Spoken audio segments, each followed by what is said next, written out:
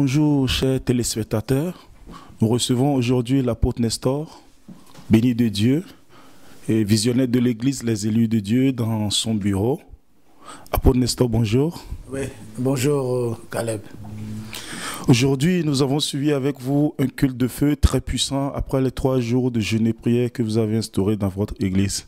Nous avons vu comment les gens étaient délivrés, la puissance du Saint-Esprit qui était descendue dans l'église puissamment. Est-ce que vous avez quelque chose à nous dire sur le culte d'aujourd'hui? Oui, c'est que je peux parler parce qu'un jour, on était parti poser la question à Jésus si c'était lui qui devait venir quand Jean-Baptiste était à prison. Et Jean-Baptiste ne comprenait plus bien la vision. Alors Jésus a répondu, les aveugles voient, les malades sont guéris, les démons sont chassés. Allez dire à Jean ce que vous voyez. Donc ce que je peux parler aujourd'hui, cette année nous l'avons déclaré année des missions. On ne peut pas parler de la mission sans qu'il y ait la démonstration de la mission. Parce que Jésus a dit, prêchez la parole, guérissez les malades, ressuscitez les morts, purifiez le lépreux. Donc ce que vous avez vécu aujourd'hui ne sont que la continuité des actes des apôtres. Et c'est par rapport aussi à la vision de ce que nous avons cette année. Merci beaucoup. Et à part le culte d'aujourd'hui, on a eu l'impression que c'était une évangélisation, une croisade que vous avez organisée. Or, c'est un culte normal du dimanche. Est-ce que vous avez des programmes pour cette année ou quels seraient vos projets pour cette année 2015 dans l'église Les Élus de Dieu? Oui, les Élus de Dieu, c'est une église qui est en marche, comme vous le voyez. Nous sommes ici, nous sommes à Berlin et bientôt nous serons aussi quelque part par la grâce du Seigneur. Donc le programme que nous avons pour cette année, nous avons déclaré cette année, année de mission. Parce que l'année passée, c'était l'année de gloire. Après la gloire, Dieu a revêtu, a rempli l'église de sa gloire. Et cette année, nous l'avons déclaré année de mission, c'est-à-dire année du travail, où tout le monde dans l'église doit se lever pour le travail. Au mois de mai, le 1er, le 2, le 3, nous avons une croisade de feu à Munich qui va être la première pour cette année. Les signes que vous avez aujourd'hui, ce sont les signes précurseurs qui annoncent déjà cette grande croisade qui aura le 1er, le 2 et les 3 mai. Ça sera animé avec des grandes servantes de Dieu. Donc il y aura une prophétesse, il y aura un pasteur et un apôtre. Le 3 jours, le 1er, le 2, le 3 mai 2015 ici à Munich, ça sera une grande croisade de feu. Et les âmes, les hommes, les femmes, les gens qui ont des problèmes, qui ont des difficultés, ils vont venir expérimenter la puissance de Dieu. Et puis nous avons aussi une grande convention des mamans, les 11, les 12, les 13, et que nous tiendrons ici le mois de juillet. Et à part ça, nous avons encore un grand mariage, le 22 août, que vous avez vu, les Benjamites, qui est l'un de la tribu de Benjamin, avec Myriam qui est des tribus des Lévis. Donc c'est les Lévis et les Benjamites qui vont se mettre autour de cette parole du commencement où on va célébrer ce mariage du ciel sur la terre, les fils, les enfants de l'église. Et à part ça, nous avons encore au niveau de l'église une grande croisade, une grande conférence qui sera organisée par les prédicateurs, les fils de l'apôtre et les fils de la vision. Ça sera le mois d'octobre. Là, ça sera un grand événement où les 4-5 prédicateurs se mettront pour démontrer vraiment la clôture de la mission par les actes de la mission. Donc voilà un peu ce que nous avons comme programme cette année. Il y a croisade au mois de mai. Et puis n'oublions pas la Pâque. La première semaine du mois d'avril, il y a la Pâque. Nous serons là 3 jours encore des prières et de fêtes pour célébrer la résurrection de Jésus-Christ. Et nous avons la croisade au mois de mai. Et nous avons la conférence des mamans au mois de juillet. Et nous avons le mariage au mois d'août. Et le mois d'octobre, on a une conférence intérieure où les prédicateurs, les enfants qui sont au pied de l'apôtre vont mettre leur talent, leur ministère pour savoir clôturer l'année. Donc il est 31, nous ne manquerons pas d'avoir une veillée des prières, des actes de la mission qui va clôturer l'année. Donc cette année, c'est ce qu'on a prévu pour les élus de Dieu. Et nous avons l'évangélisation, disons, mobile, que nous allons marcher. Nous allons partir, nous allons saisir tous les 4 coins pratiquement de Munich. Il y a le directeur de l'évangélisation, l'ancien Israël. On a déjà planifié le programme. On sera à Marie-Plate, on sera à Habanov, on sera tous les coins de Munich. Nous allons descendre pour apporter l'évangile à tous les Munichois. Merci apôtre pour cet éclaircissement. Mais on voit que à part l'église, à part que vous êtes visionnaire de l'église Les Élus de Dieu, vous avez aussi une autre tâche. J'étais avec vous en Hollande à Breda le mois de janvier où j'ai suivi comment les choses se sont passées. Vous avez élu officiellement le président de la luso francophone congolaise. Est-ce que vous pouvez nous dire quelque chose sur ce regroupement de pasteurs ou comment vous faites votre mission, comment vous arrivez à combiner les deux et l'Église et cette responsabilité lourde qui vous a été donnée? Oui, merci beaucoup pour la question. J'aimerais apporter la précision. C'est-à-dire, nous avons d'abord au niveau de l'Allemagne, l'ISO, la pastorale l'ISO francophone d'Allemagne, dont je suis le président en exercice jusque le mois de mai. Les programmes que nous avons au niveau d'Allemagne, d'abord, c'est on prépare les élections. On prépare les élections. On devait avoir une grande conférence, mais l'évêque de Paris, le président de la pastorale congolaise de France, nous a demandé que cette fois-ci, que l'Europe, nous puissions nous retrouver à Paris. Mais au niveau de l'Allemagne, où je suis le président en exercice de l'ISO francophone d'Allemagne, nous avons les élections que nous préparons au mois de mai. Et le mois d'avril, nous aurons une grande action au niveau national qui va permettre vraiment à tous les serviteurs de Dieu de mettre leur talent. Et nous aurons à préparer aussi les élections pour le mois de mai pour que nous puissions avoir un nouveau président au niveau de l'Allemagne. Mais au niveau de l'Europe, comme vous avez dit, le 17 janvier à Breda, vous étiez là, comment tout le pastoral de l'Europe était là et tous les pasteurs de l'Europe, des 12 pays de l'Europe, nous étions là, comment on m'a encore confié cette responsabilité d'être président de la pastorale congolaise européenne et c'était une lourde tâche. Pour moi, vraiment, moi-même comme ça, je ne pouvais pas l'accepter. Mais comme c'est une responsabilité de Dieu, parmi les attributs que Dieu m'a donnés, à part d'être visionnaire, de m'occuper aussi des serviteurs de Dieu.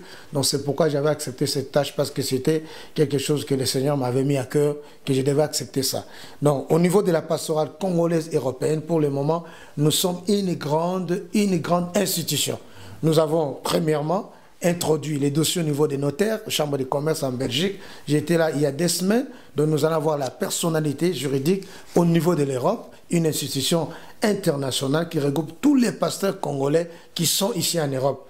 Et nous avons aussi un événement que nous préparons pour la première fois, tous les pasteurs congolais de l'Europe, le 30 juin. Parce que c'est la 55e année de l'indépendance. Donc nous avons pensé organiser cette journée à Bruxelles, qui est la capitale de l'Europe, qui est aussi le pays colonial en Belgique, du Congo, où nous allons célébrer cet événement.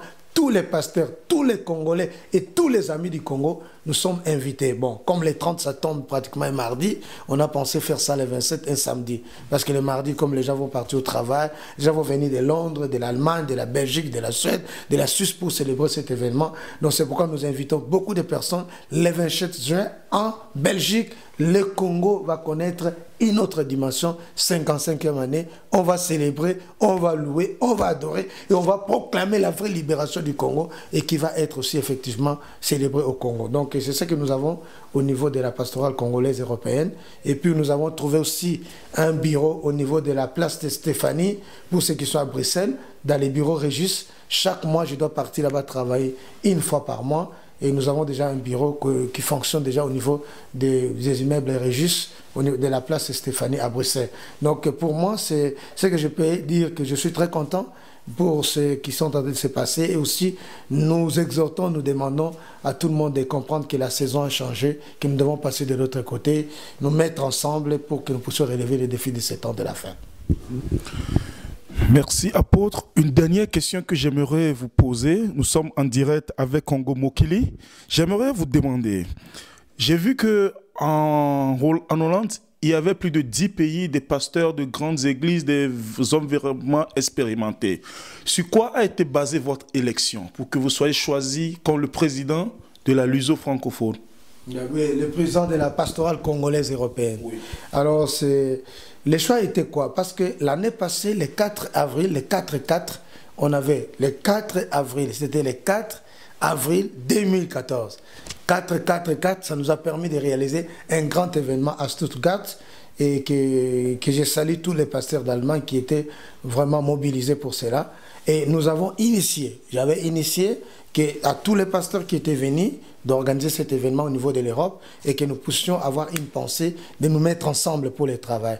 Donc, tous les pasteurs ont compris que l'initiative venait de la pastorale de l'Allemagne qui est dirigée par l'apôtre Nestor. Alors, comme l'initiative venait de la pastorale de l'Allemagne et tous les pasteurs ont dit non réellement, tu dois continuer à faire ce travail. Ça, c'est le premier critère. Deuxième critère aussi, ils ont vu la compétence.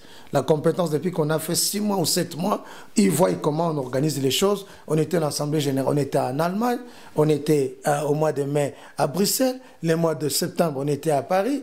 Et 3 assemblées générales qu'on a tenues, ils ont dit non, en tout cas, c'est excellent. L'équipe qui gagne, on ne peut pas les changer. C'est ce qui a fait qu'ils m'ont remis encore la confiance de me donner encore 2 ans avec toute l'équipe pour que nous puissions faire asseoir la pastorale congolaise européenne. Et c'est ces critères-là. Et aussi encore, c'est quoi? C'est aussi l'éthique.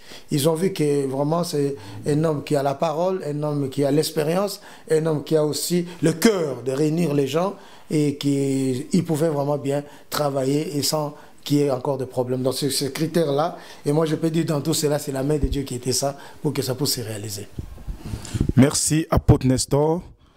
Vous étiez sur Congo Mokili. À la réalisation et à la technique, le frère Sims. Merci. Apôtre, qu'est-ce que vous avez à nous dire comme mot de la fin? Oui, le mot de la fin, qu'est-ce que je peux dire? Pour l'Église, les élus de Dieu, notre vision, c'est libérer les captifs et restaurer l'Église. Cette année, c'est l'année de la mission. Tous les enfants de Dieu, des élus de Dieu, on doit s'élever pour entrer dans la mission, guérir les malades, chasser les démons, purifier les lépreux, gagner les âmes à Christ. Donc, pour les élus de Dieu, c'est que je peux encourager que nous puissions nous lever pour la mission.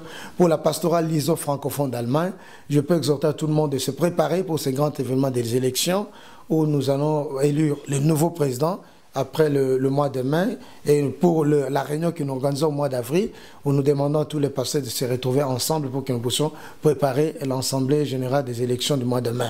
Alors pour la pastorale congolaise européenne, ce que je peux demander à tous les pasteurs cette année, j'aimerais qu'on a travaillé dans la division, on a travaillé dans les incompréhensions, on a travaillé chacun dans son coin, mais on n'a pas pu arriver aux objectifs qu'on était assignés. Moi je crois que le temps est arrivé que nous puissions revenir ensemble sur la case de départ, nous puissions nous confier les uns les autres, nous puissions nous aimer les uns les autres, nous soutenir les uns les autres, nous mettre ensemble pour que nous puissions relever les temps de la fin. Vous voyez, Jésus revient bien une semaine dernière et nous voyons comment l'enlèvement est déjà à la porte et qu'il faut qu'on se prépare pour cela. Donc on doit se mettre ensemble pour relever ce défi de la temps de la fin. Que Dieu vous bénisse. C'est bon. On va respecter.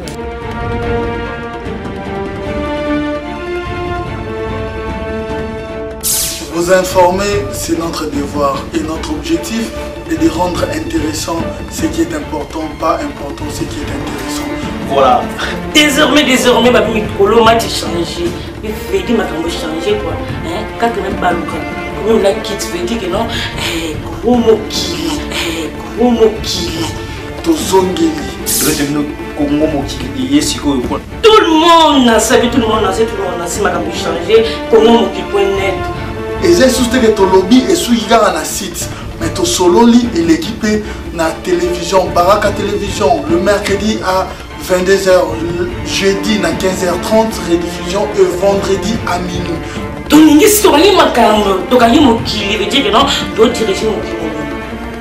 mieux vaut un homme piaquer, mais en liberté, cause à la riche en prisonnier. Gros mokili. Et il y aura plusieurs branches de divertissement, d'information, pourquoi pas de la chronique musicale dans politique. Je dois toujours branché, tout l'inganaka, tout ça là, toujours à la pour la Congo qui est délicat. Nous avons nous Congo Mokili.net. Donc on Congo Mokili.net. Veut dire rien à Guinée. Tu veux te sur la carte de Congo Mokili, l'union fait la force. Il y a un merde, on a roulé dans la masse. Donc ma casque à carburant. Le bébé était habillé. Gros mokili. Oye, to yambio, to solo li très bien. Et na Kinshasa, bandeko bafandi, batalio, au PC information. Donc tous allons s'engager à faire Congo Mokili.net et liberté d'expression à moi. Donc la carte à Congo Mokili.net. Vous comprendrez, la famille de la vie, aux sportifs, aux sapeurs, aux musiciens, aux bananes, aux comédiens, bananes, donc tout à la poste vraiment les cachets, au médecin qu'on a parlé, vraiment désormais mené à Congo Mokili. Donc, dès qu'on a sur le Congo Mokili CM News, il y a diffusé sur Baraka Télévision, na 3 divisions. Nous sommes là pour promouvoir l'excellence. Non, c'est pas ça, Kabi. Gros mokili. Ya solo.